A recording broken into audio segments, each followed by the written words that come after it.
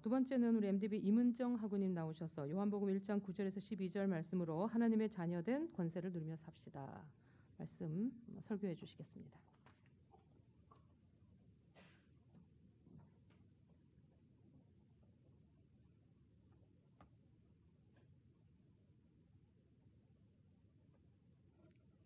하나님이 오늘 저희에게 주신 말씀은 요한복음 1장 9절부터 12절까지의 말씀입니다.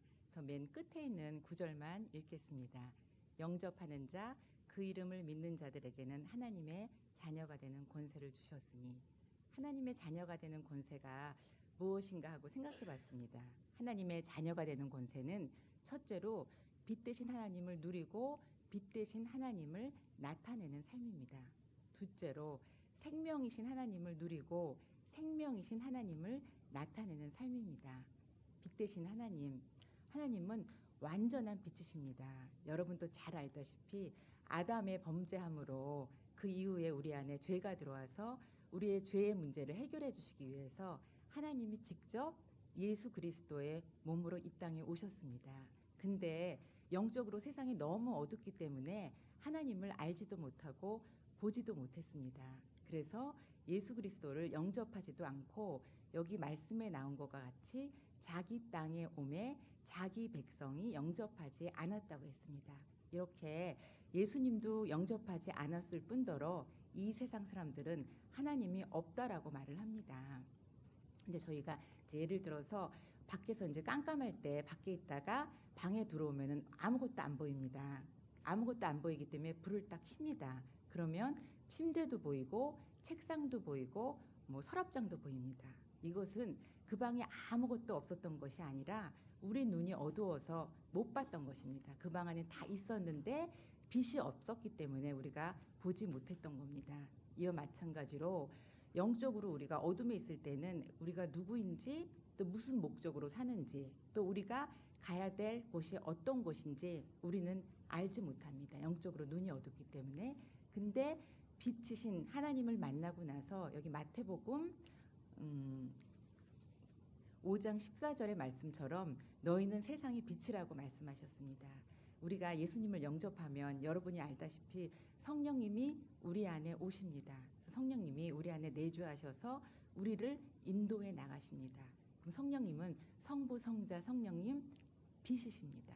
그래서 온통 우리 안에 빛이기 때문에 하나님이 저와 여러분을 이 땅에 두신 목적이 이 세상에 빛으로, 빛의 사자로 살아가라고 그런 사명으로 주신 것입니다.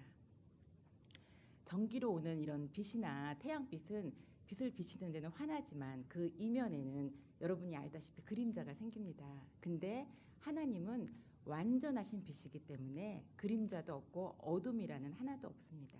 그래서 우리가 하나님을 만나기 전에는 이 세상이 주는 그런 걱정, 근심 이런 거로 사망을 누리고 살지만 하나님을 만난 후에는 하나님 빛 앞에 우리가 이렇게 나아가면은 우리의 그 죄된 부분, 처리되지 않은 그런 죄성, 치유되지 않은 상처난 부분, 누구를 이렇게 미워하는 마음, 불편한 마음 그런 것들을 보게 하십니다.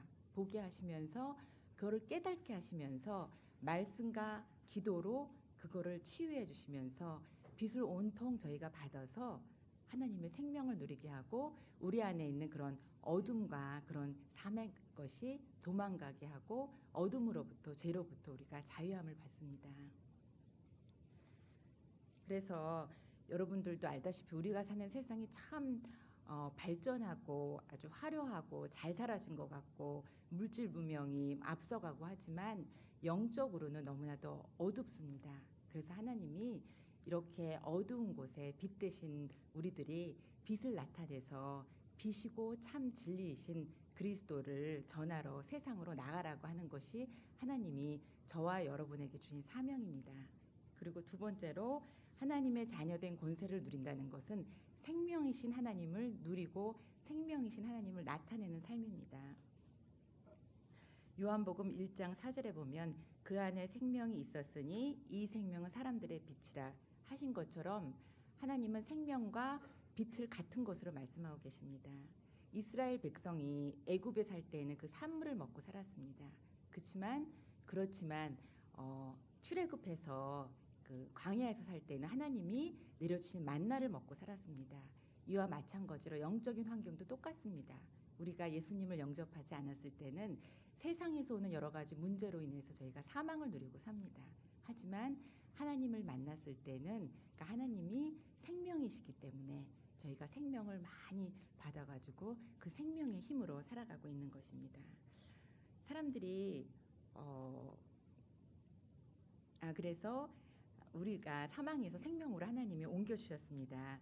우리에게 영생을 주신 것은 구원을 받고 천국에서 영생을 누리라고도 주신 것이지만 이 땅에서 우리가 살면서 얼마나 문제가 많습니까? 문제로 인하여 또 여러 가지 환경으로 인하여 사람과의 관계로 인하여 우리가 고통스러워하고 거기에 이렇게 포로가 되고 힘들어합니다. 근데 하나님께서는 그럴 때마다 우리가 문제에 사로잡히는 것이 아니라 하나님이 주신 신령한 생명의 말씀인 그 말씀을 품고 말씀을 따라서 생각하는 훈련을 한다면 하나님께서 그때마다 역사하여 주셔서 시마다 때마다 하나님이 구원을 이루시는 그런 이 땅에서의 천국의 삶을 살도록 우리에게 축복하여 주시는 것입니다. 사람들이 음식을 먹을 때는 상한 음식은 먹지 않습니다. 상한 음식을 먹으면은 여러분 썩은 음식 먹습니까? 안 먹습니다. 그걸 먹으면 저희가 육체가 탈이 나죠. 배탈이 나고 너무 아픕니다. 근데 어리석게도 영적인 것에는 사람들이 분별을 하지 않고 내한테 들어오는 그 생각을 다 받습니다. 사망이 들어오든지 어떤 것이 들어오더라도 그것을 다 받습니다. 그러므로 인해서 우리가 저희 영이 약해지고 탈이 나고 나약해지고 병들어지는 것입니다. 로마서 8장 6절에 보면은 육신의 생각은 사망이요 영의 생각은 생명과 평안이라고 말씀하신 것처럼 우리는 이 세상 사는 날 동안 생각을 참 잘 분별을 해야 됩니다. 그리고 생각을 잘 다스려서 어떤 것이 우리에게 생명이 주는 생각인지 어떤 것이 사망의 생각인지 우리가 잘 분별해야 됩니다.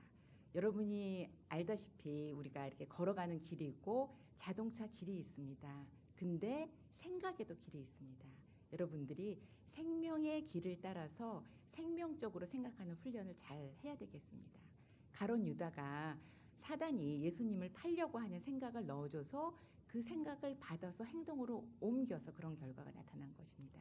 생각은 이처럼 너무나도 중요합니다. 생각이 이렇게 모아지면은 우리가 행동으로 나오고 행동이 모아지면 우리의 습관이 됩니다. 근데 습관이 또 쌓이면 우리의 삶의 패턴이 됩니다. 그래서 여러분이 어떻게 생각하느냐에 따라서 우리의 삶의 패턴이 달라질 수가 있는 것입니다. 그렇다면 어떤 것이 사망의 생각인지 어떤 것이 생명이 주는 생각인지 우리가 분별할 줄 알아야겠습니다.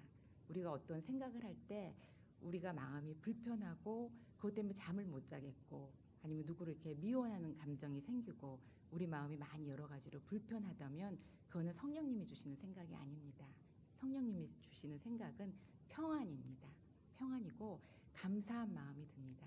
그리고 성령님의 9가지 열매 사랑과 희락과 화평과 오래 참음과 자비와 양성과 충성과 온유와 절제가 그 결과물로 나타납니다. 그것에 비추어 우리가 알 수 있는 것입니다. 이렇게 우리가 믿음 생활하는 것이 참 쉬운 것 같지만 너무나도 힘이 들어서 자기와의 끊임없는 싸움입니다. 그래서 사도 바울의 고백처럼 디모데후서 4장 7절 8절에 나는 선한 싸움을 싸우고 달려갈 길을 다 마치고 믿음을 지켰으니 이제 후로는 나를 위하여 의의 면류관이 예비되었으니 하는 것이 비록 사도 바울의 고백뿐만 아니라 저와 여러분의 고백이 되어야 하겠습니다.